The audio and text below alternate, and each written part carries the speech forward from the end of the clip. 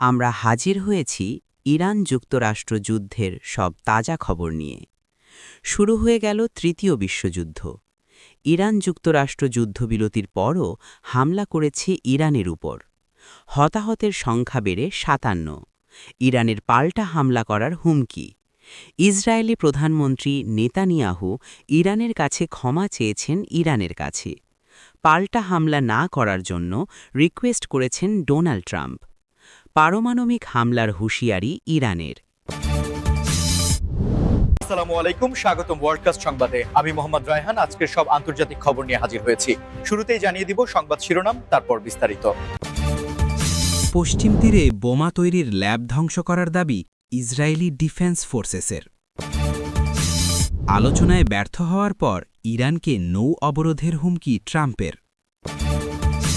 Netanyahu সরকারের বিরুদ্ধে ইসরায়েলে ব্যাপক বিক্ষোভ। মার্কিন ইসরায়েলি হামলায় ইরানের ১৪৪ স্বাস্থ্যকর্মী হতাহত। আসসালামু আলাইকুম, স্বাগতম জানাচ্ছি ওয়ার্ল্ডকাস্ট সংবাদে। আমি মোহাম্মদ রায়হান। এতক্ষণ শুনছিলেন সংবাদ শিরোনাম, এবার বিস্তারিত। পশ্চিম তীরের সাম্প্রতিক পরিস্থিতি নিয়ে ইসরায়েলি ডিফেন্স ফোর্সেস বা আইডিএফ একটি বড় দাবি সামনে এনেছে, যেখানে তারা জানিয়েছে যে তারা একটি বড়সড় বোমা তৈরির ল্যাবরেটরি বা কারখানা ধ্বংস করতে সক্ষম হয়েছে। মূলত এই অভিযানের মূল লক্ষ্য ছিল ওই অঞ্চলের নিরাপত্তা নিশ্চিত করা এবং কোনো বড় ধরনের নাশকতামূলক পরিকল্পনা নস্যাৎ করে দেওয়া। আইডিএফের পক্ষ থেকে জানানো হয়েছে যে সুনির্দিষ্ট গোয়েন্দা তথ্যের ভিত্তিতে তারা এই বিশেষ অপারেশনটি পরিচালনা করে এবং সেখানে তল্লাশি চালিয়ে বিপুল পরিমাণ বিস্ফোরক দ্রব্য, বোমা তৈরির বিভিন্ন সরঞ্জাম এবং বেশ কিছু উন্নতমানের প্রযুক্তিগত ডিভাইস উদ্ধার করা হয়েছে, যা দিয়ে খুব সহজেই শক্তিশালী ইম্প্রোভাইজড এক্সপ্লোসিভ ডিভাইস বা আইইডি তৈরি করা সম্ভব ছিল। এই ঘটনাটি নিয়ে আন্তর্জাতিক মহলে বেশ আলোচনা হচ্ছে, কারণ পশ্চিম তীরের স্থিতিশীলতা বর্তমান বিশ্ব রাজনীতির জন্য খুবই স্পর্শকাতর একটি বিষয়।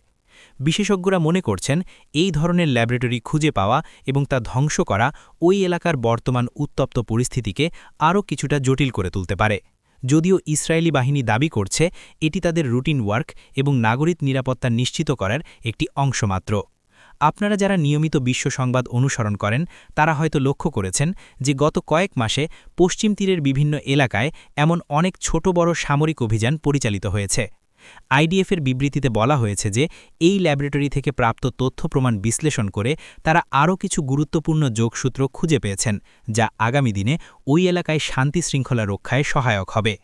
তবে স্থানীয় অনেক বাসিন্দা এবং মানবাধিকার সংস্থাগুলো এই ধরনের অভিযানের ফলে সাধারণ মানুষের মধ্যে আতঙ্ক ছড়িয়ে পড়ার কথা উল্লেখ করেছেন। এই পুরো বিষয়টি নিয়ে আসলে দুই ধরনের মতবাদ লক্ষ্য করা যাচ্ছে।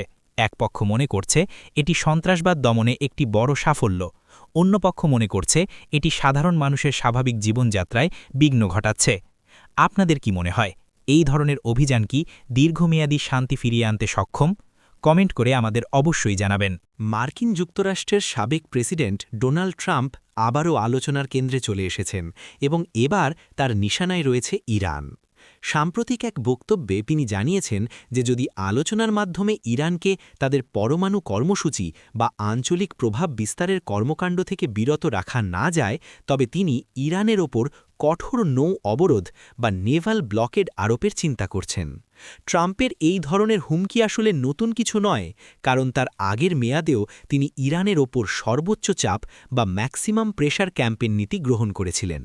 তবে নৌ অবরোধের বিষয়টি আন্তর্জাতিক আইনের প্রেক্ষাপটে অত্যন্ত জটিল এবং এটি বিশ্ববাজারে জ্বালানি তেলের দামে বড় ধরনের প্রভাব ফেলতে পারে, বিশেষ করে পারস্য উপসাগর এবং হরমুজ প্রণালী দিয়ে বিশ্বের একটি বড় অংশের খনিজ তেল সরবরাহ করা হয়।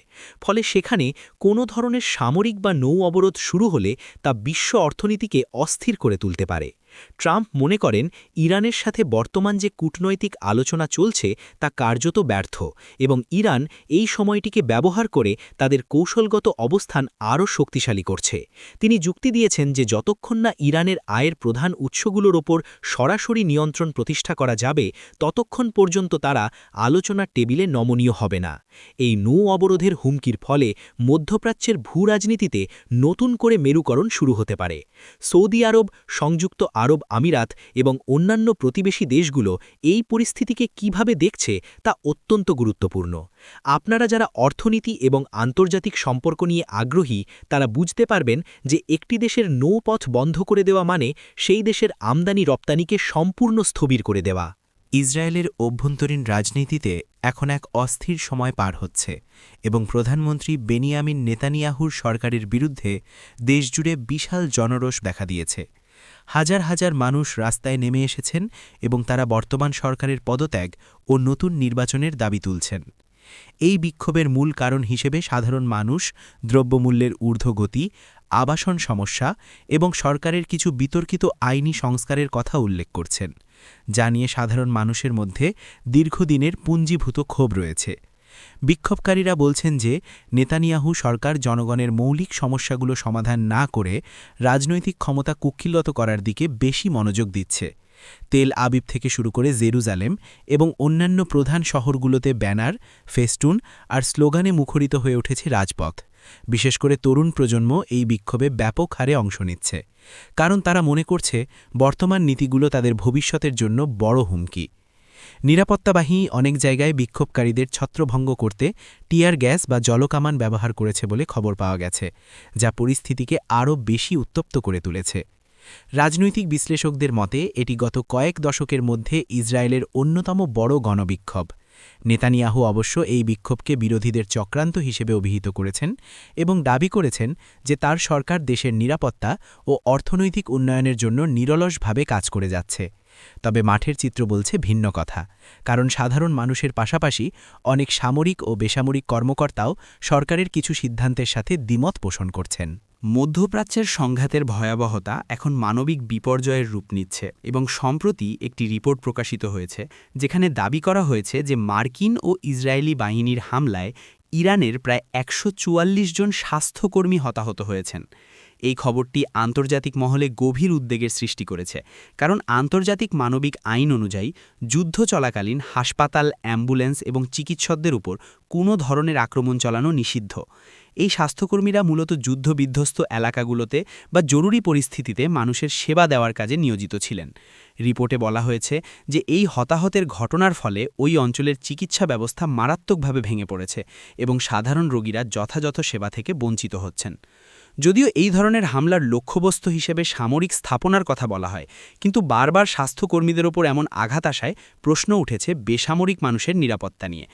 ইরান এই ঘটনার কড়া প্রতিবাদ জানিয়েছে এবং আন্তর্জাতিক অপরাধ আদালতে বা আইসিসিতে এই বিষয়ে তদন্তের দাবি তুলেছে।